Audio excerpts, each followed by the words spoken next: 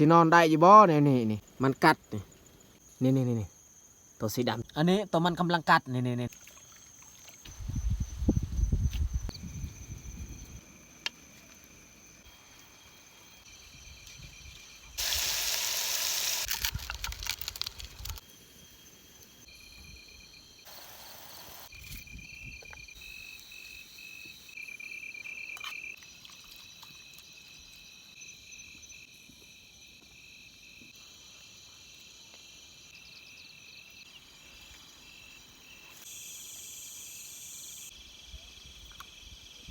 ปลอดภัยซะเอานอนอยู่ทึ่ง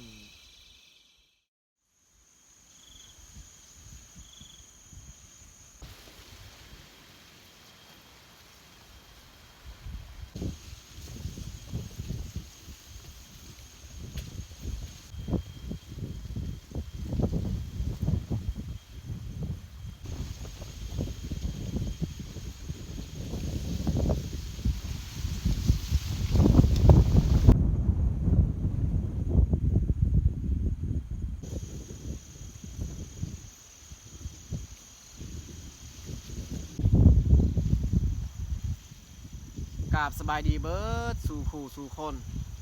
ที่เขามาเบิ่งมาชมสองของเฮาสำหรับตอนแรกวันนี้ข่อยกับผ้าเนาะเตื้อยขึ้นมาอยู่เทิงไฮคือตอนนี้ข่อยก็นั่งอยู่กองเฟืองเรียบร้อยแล้วจุดประสงค์วันนี้นี่แมนเฮาขึ้นมาเพื่อเขาจะมานอนอยู่เทียงไฮเปลี่ยนบรรยากาศลองนอนอยู่เทียงไฮหลังจากเฮาเก็บเกี่ยวเขาไฮแล้วว่าเป็นจังใดเบิ่งบรรยากาศสวงแรงๆหรือว่าสวงกลางค่ำกลางคืนว่าเป็นจังใด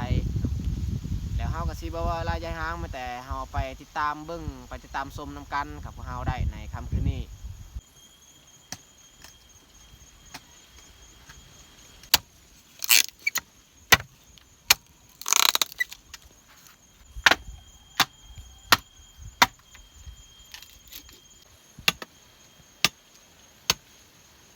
ให้น้องเตื้อยตัดฟืนเอาสีดังไฟแล้วก็ต้มข้าวก่อนเพราะว่าเฮาเอาข้าวเจ้ามาหุงกินหุงข้าวนี่ใส่เวลาดนหุงข้าวไว้อยู่นี่แล้วจึงคอยออกไปเก็บผักหญ้าหรือว่าไปชมบรรยากาศช่วงแรงๆแบบนี้นี่ส่วนหลายลมพัดยันว่ามันพัดตอนกลางค่ำกลางคืนนี่ผู้ดีแล้วสินอนหนาวสั่น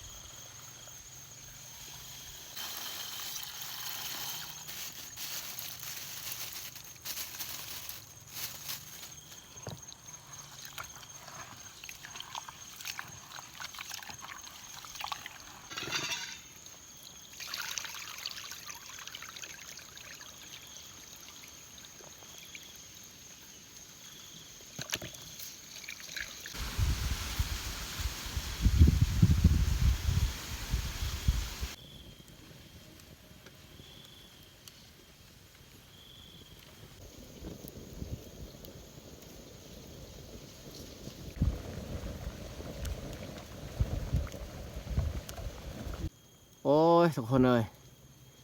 มานอนเทียงให้ครั้งนี้นี่เฮาเจอปัญหาที่ค่อนข้างลำบากเนาะก็คือแม่งไอ้ซังแหละตัวน้อยๆดำๆมันจะคล้ายคือเฮาคอยบูฮู้ซื่อจักเอิ้นว่าแม่งยังเพราะว่าเฮาเอาไก่มาเลี้ยงอยู่นี้เนาะสงสัยมันต้อมขี้ไก่อยู่นี้แล้วก็เมื่ออากาศเย็นนี่มันออกมามันกัดในโตเฮานี่คันขนาดคันคือยุงกัดคอยจนปดเลยส่งเสือหันปลาไว้อยู่ทึ่งกระพาคันเลียรอโอ้ยทุกคนเลยสินอนได้อยู่บ่เนี่ยนี่คันเอาไทยเอาว่าอันนี้มันแล้วนี่มันกัดนี่บอลมันกัดนี่จะคล้ายคือยุงเลยมันเป็นคันแห้ง สงสัยนี่เฮานอนบ่ได้แล้วอยู่นี่คันพิลึกพิโลเลยมันแต่สิเอาทรงเสื้อมาใส่แล้วก็สิไปหาบอนนอนไหมเนาะบางทีเนี่ยเขาสิไปนอนใส่กองเฟืองนอนกองเฟืองฮั่นแต่ว่าเฮาก็บ่ได้ลิ้นบ่ได้ยั่งได้กองเฟืองนี่แบบว่าเฮาสิเฮ็ดเป็นกระตูไปยั่งบังนะได้ก็บ่ได้ช่วงนี้เนาะแม้แต่เฮามานอนซื่อๆเนาะเอาผ้าห่มมาปูแล้วก็มาปกได้เพราะว่าเฮายังบ่ทันเฮ็ดบุญงะถ้าว่าเฮาเฮ็ดบุญงะแล้วนี่เฮาสามารถไปสร้างเป็นกระตูอยู่นี่มีแต่เฮาสิเฮ็ดกินเฮานอนบ่ได้แล้วทุกคนเลยมาเบิ่งในทรงเสือข่อยนี่มันยังจับอยู่บ่บางกีนี่เต็มเนาะมันจับตามทรงในทรงนี่แหละลายเนาะ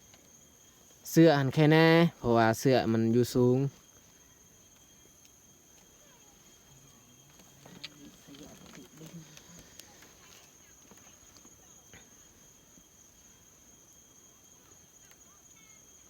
นี่ทุกคนเห็นป่ะนี่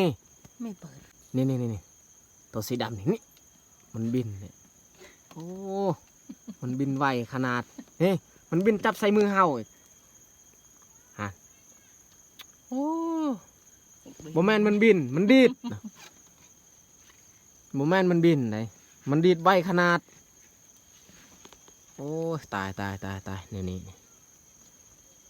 มันยังจับใส่ส่งใส่เสื้อเฮา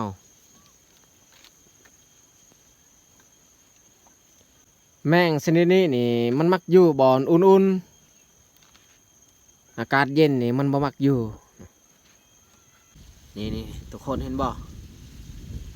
อันนี้แหละแมงที่มันกัดขันนะแท้ว่าเราได้จับแล้วถ้าว่าเขาจับบ่แน่นมันสามารถดีดได้นะมันจับตามทรงตามเสื้อแล้วก็มันกัดอีกใส่โตเฮาอยู่บนโบเอียนแล้วนี่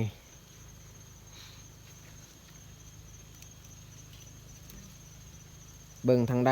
นี่มันมักจับบอลโซนเสื้อแล้วส่งเนาะ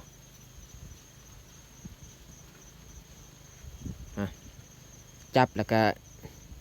ยัดเข้าไปอันกองไฟเลยส่งเสื้อนี่ยังบ่ทันใส่ปลาไว้นี่แหละคันเฮาใส่ก็ยากเวลาเฮาเก่าของน้องเต้ยนี่ก็อยากปลดคือกันแต่ว่าบ่มีส่งขาสั้นจำเป็นต้องได้ใส่จกไปจกมาแล้วแหละความมันคันอยู่บนเบียนไปเอาไปเก็บอันผักกาดก่อนเห็ดกินแล้วจึงคอยออกจากเทียงอันนี้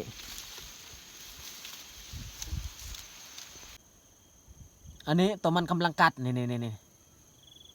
มันกำลังกัดใส่ตีนเฮา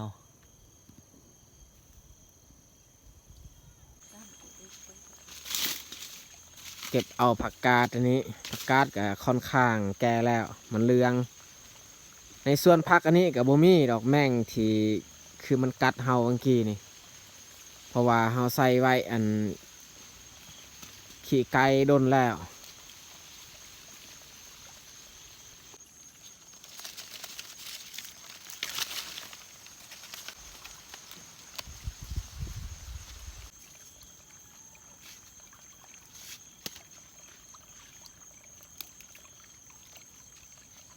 ถ้าว่าไพ่ฮู้ก็สามารถคอมเมนต์บอกซื้อแมงที่มันกัดพวกเฮาวันนี้บ่แม่นแมงมัดเด้คันโตมัดนี่โตใหญ่ๆมน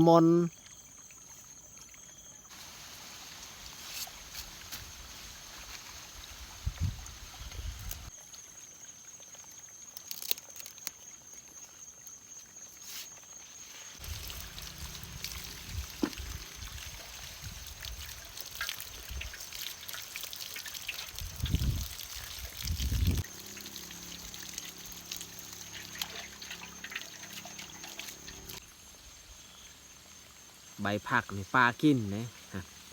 หอโยนอยู่กลางนองมันดึงเอามากิน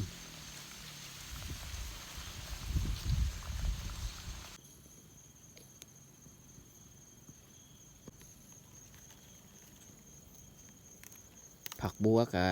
บ่งามปานใดแล้วบ่ได้ใส่ฝุ่น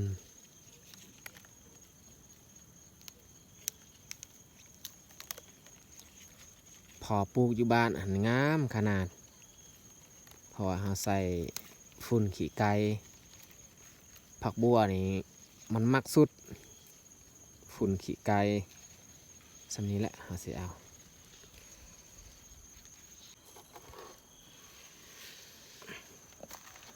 อาเตาอันนี้ออกจากเทียงนะบ่ไหวอยู่นี้โคตรลายเลยนะเขาอยู่เตาออกอยู่นอกเรียบร้อย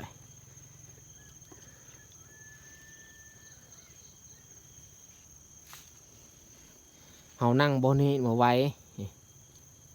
เต็มเลยมันขึ้นใส่ตีนเขา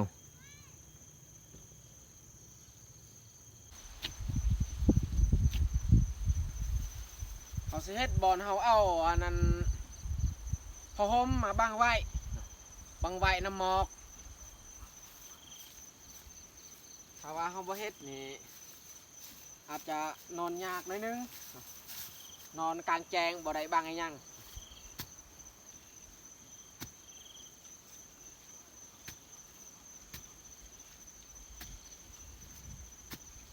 นี่แบบนี้แหละเขาสิเฮ็ด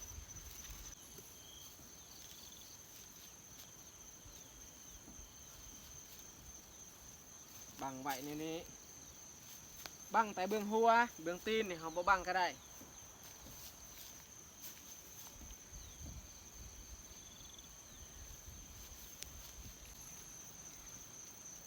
เสียเอาเฟืองมามัดอยู่นี่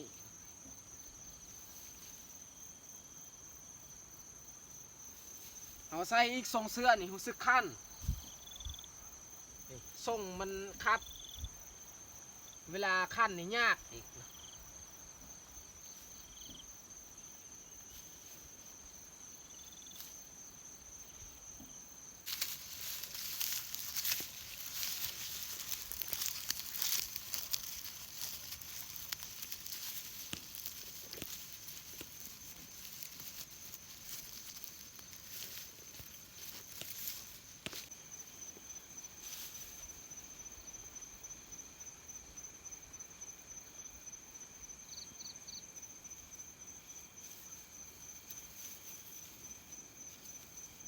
เขาเอาเฟืองมามัดนี่ได้แต่ว่าเขาสิมางออกกองเฟืองนี่บ่ได้ย่างคลำแต่เขามัดแบบนี้มัดได้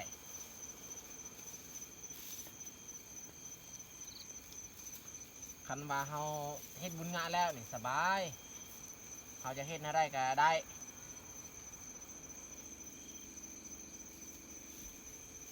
เฮ็ดที่พักที่นอนแบบอุ่นๆนี่ก็บ่เป็นยังแล้วบาดนั้น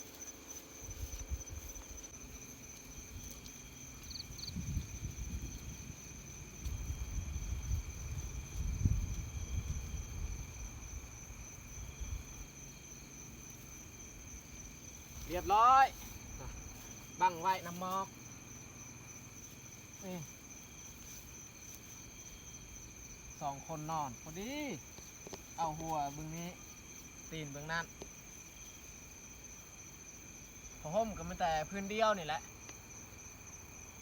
เพราะว่าพอห่มซอกพื้นหั่นนี่แมนเฮาปูพื้นนึงแล้วก็เฮาห่มอีกพื้นนึงพื้นนี้เฮากังรวมทั้งหมดนี่แมน3พอห่มตัวนี้นี่มันพอห่มที่เฮาไว้อยู่นี่ตลอดเอาบังอันนั้นผักกาดที่เฮาปลูกอันนี้เอามาบังบอลเฮานอนอีกบังเมฆหมอกอย่างกลางค่ำกลางคืนถ้าว่าฝนตกก็กันบ่อยู่ดอกแต่เฮาสังเกตเบิ่งมื้อนี้น่าจะบ่ตกไปเฮ็ดของกินต่ออีกบัดนี้เพราะว่าเฮาเฮ็ดบอลเฮาจะนอนก็แล้วเฮ็ดของกินต่อส่วนข้าวนี่สุกแล้วผงออกบาดนี้หม้อนี้นี่หม้อเฮาสิเฮ็ดของกินเอาซีนมาซอย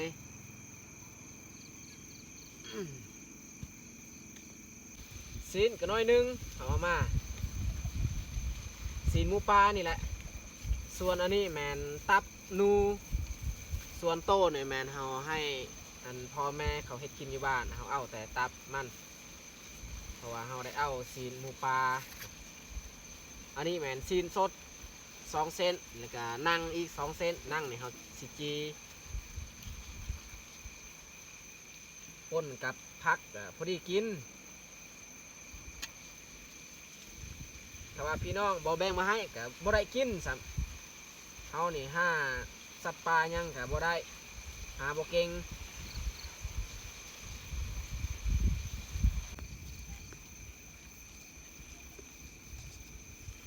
ปั่นอีกแล้วทุกคนเลย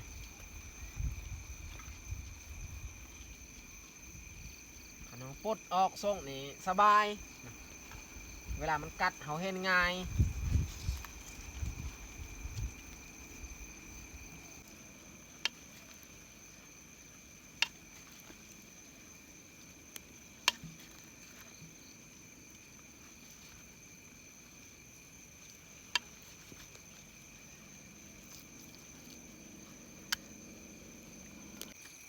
บรรยากาศสวง6 โมงนี่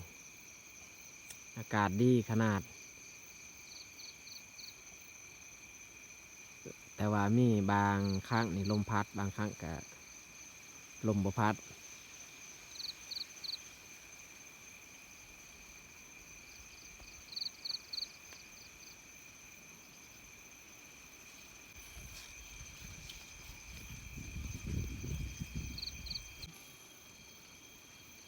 อากาศก็มืดเข้าแล้วเขาจูดไฟตัวไม้มันยังบ่ทันติดปานใดเอาสิคั่วซีนก้อนแล้วจึงคอยใส่ผักคั่วซีนใส่น้ำมันพืชนี่น้ำปลาเอามาถ้าให้หม้อแห้งก้อนแล้วจึงคอยทอกใส่น้ำมัน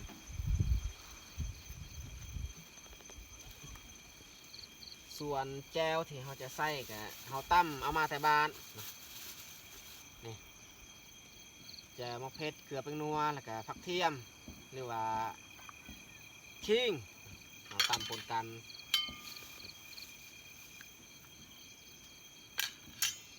พอดีแห้งแล้ว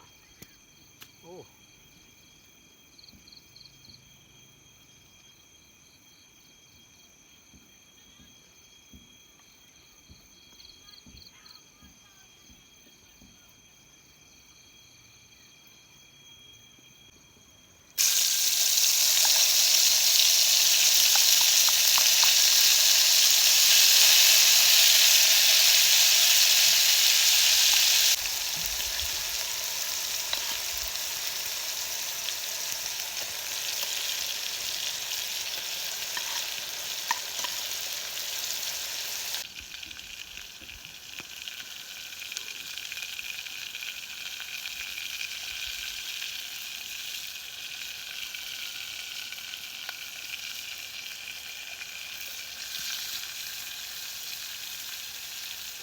ไฟแห้งเกิน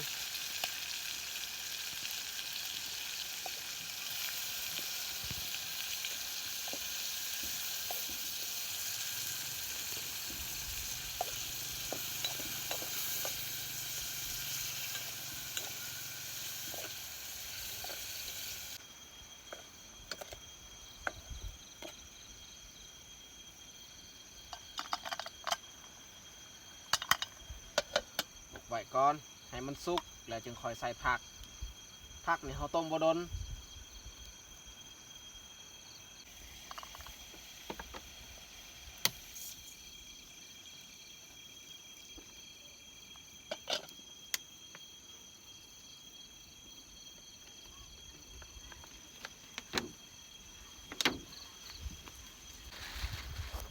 ผักสำนี้ละเอาใส่โบเบิร์ตเนาะ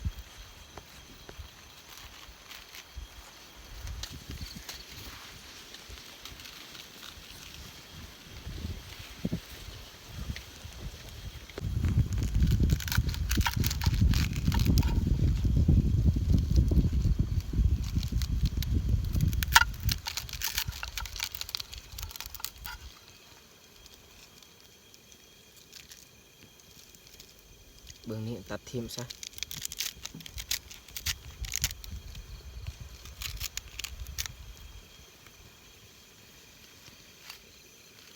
ปะตัวนี้เราใส่ก่อน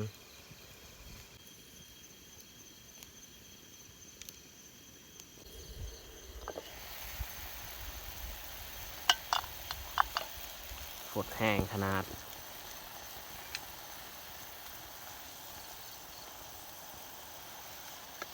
ตับนัวนี้ยานโมสุกต้มดนส่วนซีดเราซอยตอนน้อยๆมันน่าจะสุกไว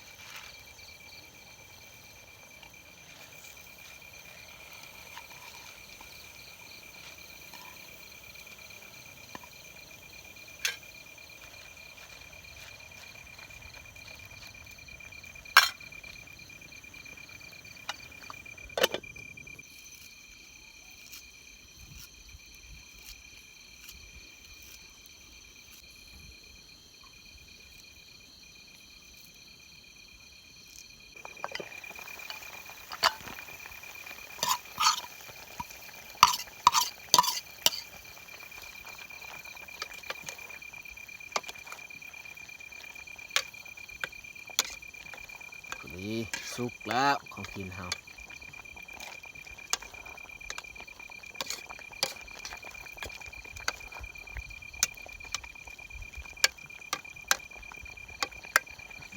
ปงออกบาดปงออกแล้วก็เอานั่งมาชี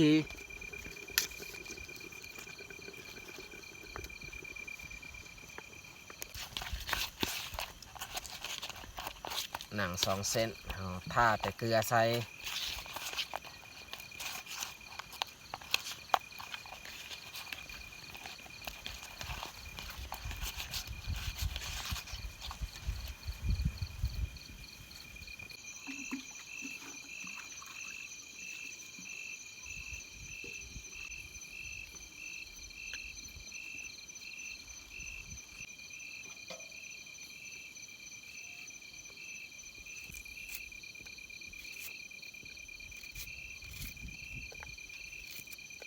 หมากเดือที่เราเก็บอยู่แคมป์ไฮ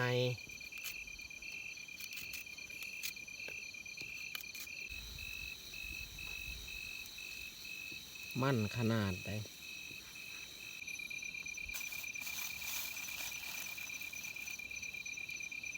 หมากเดือนี่เราคิดว่าเราสิจำแต่ว่าน้องเตยเพิ่นเฮ็ดซุปหมากเดือใส่แจวมะกา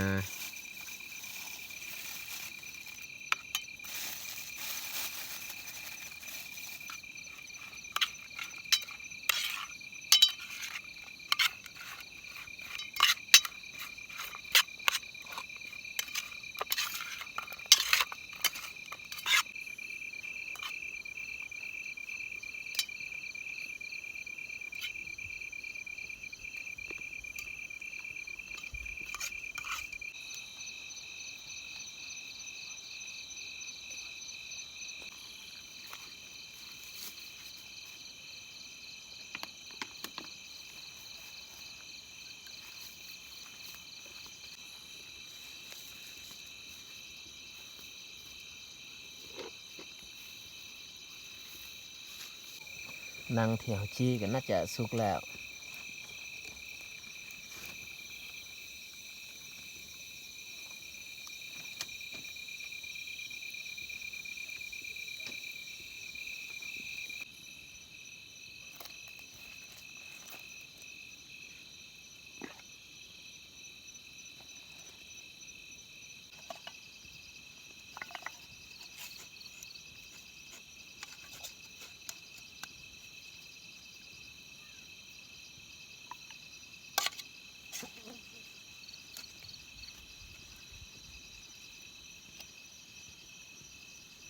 หัวสิงไข่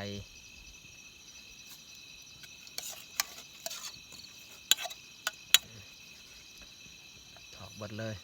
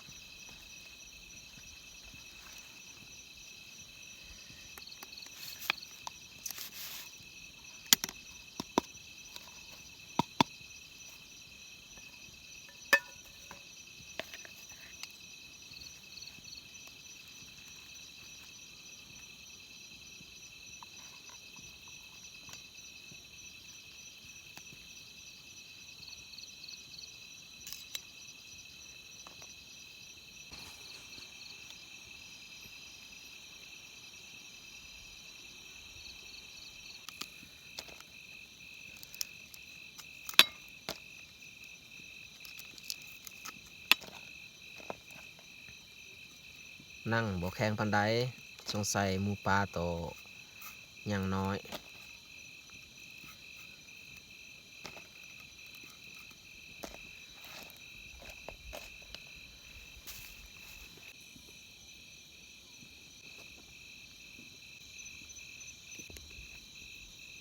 ตอนนี้พวกเราจัดหาข้าวตอน8 โมง8 โมงกลางคืนเรากินข้าวค่อนข้างช้าเพราะว่าขั้นต้นโตหั่นแหละก็เลยเฮ็ดอาหารการกินค่อนข้างช้ามันยากแน่เอาออกอยู่นอกมาเฮ็ดกินมาทุกคนมากินข้าวแรงน้ำกันหรือว่าข้าวตอน8 โมงกลางคืน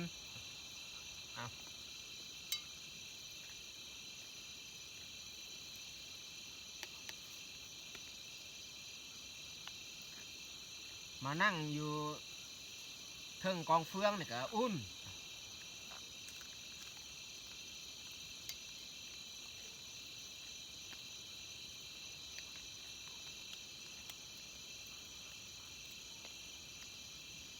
คันนอนอยู่เทิงเที่ยงนี่มันสิแม่นนอนบ่หลับคันทั้งคืนเลย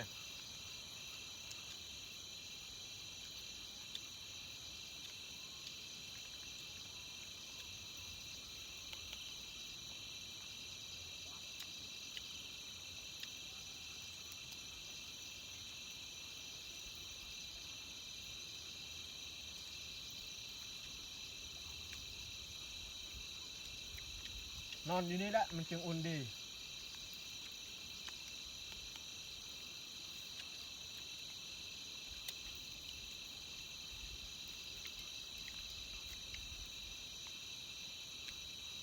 ครับดีนั่งหมูปลา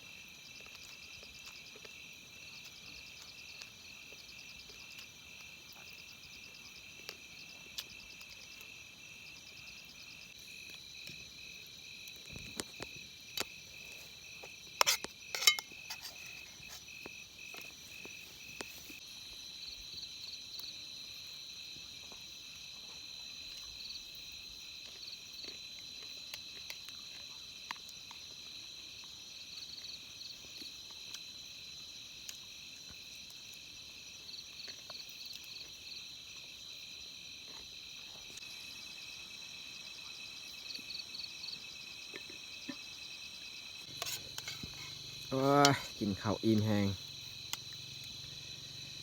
น้องเตยเอาให้เบิดเลยแต่ว่าตามเขาเบิ้งนี่ข้าวน่าจะบ่เบิดของกินหันกินเบิดเลยอันสิปะก็เสียดายปะมืออื่นมันเน่าข้าวหันบ่เน่าดอกถ้าว่ากินบ่เบิดก็ปะไว้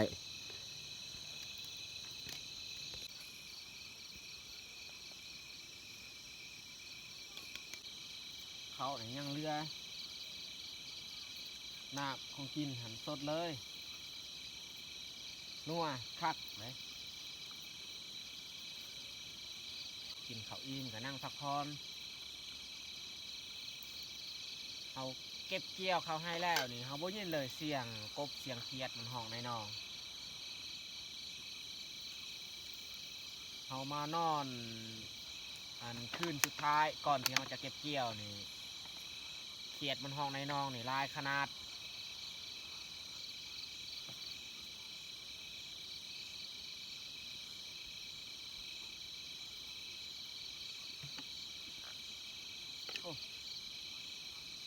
สิว่าบ่มีก็มีได้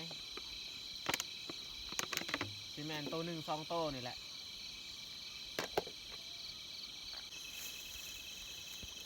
ก่อนเฮาสิหลับสินอนเฮาต้องเงียงเบิ้งบริเวณที่เฮานอนนี่แหละบางที่มีสัตว์ที่มันอันตราย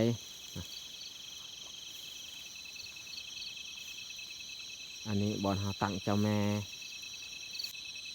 ห่วงเข้านี่เฮายังบ่ทันเก็บเอา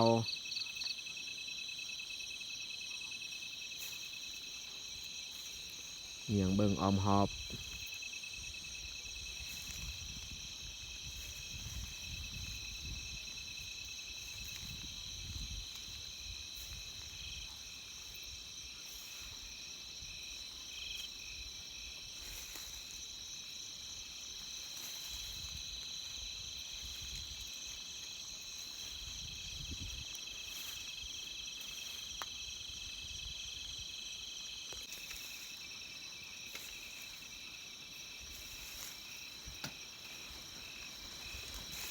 โอ้ลมพัดอีก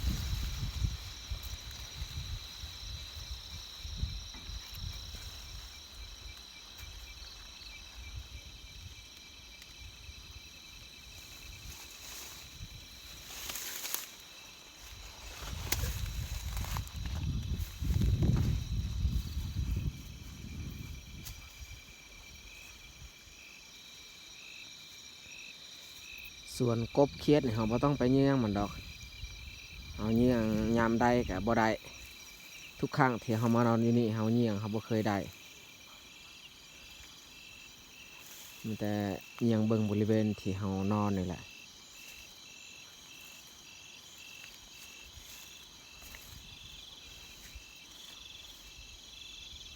น่าจะปลอดภัยแต่สิกลับไปนอนบาดนี่เอาผ้าห่มมาปูมุ้งก็มีที่กั้นไหนมุ้งพื้นหนึ่งเอาผ้าห่มพื้นนี้เอาปูซะพื้นนี้เอาปกเอา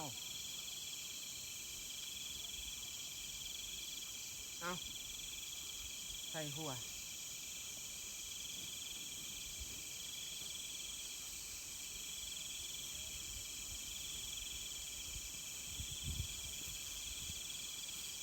จำเลยจำเลยจำผู้ที่หัวหันละเอาปู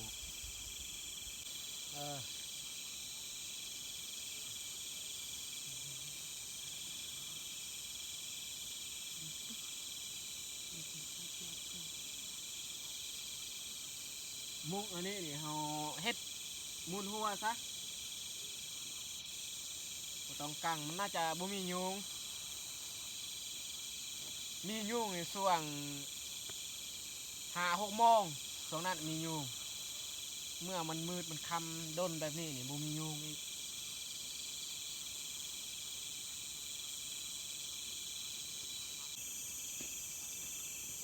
เตรียมหลับเตรียมนอนแล้วทุกคนเลยผมห่มพื้นหนึ่ง2 คนห่มกับผู้ที่อุ่น ย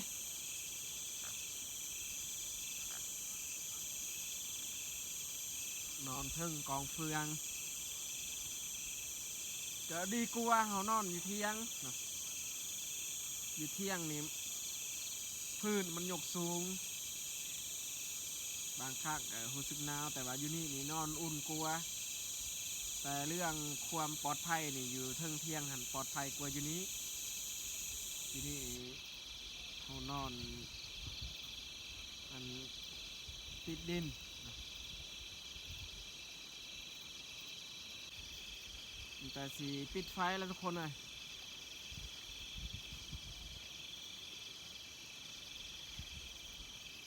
โอ้ตัวนี้ปิดตัวนี้ปิดก่อน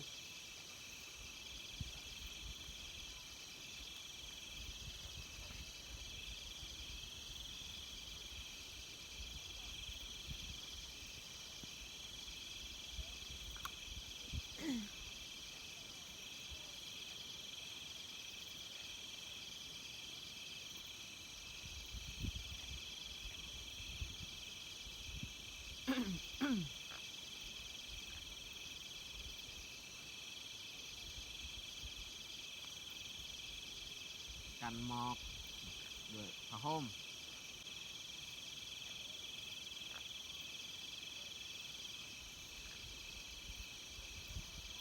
อากาศค่อนข้าง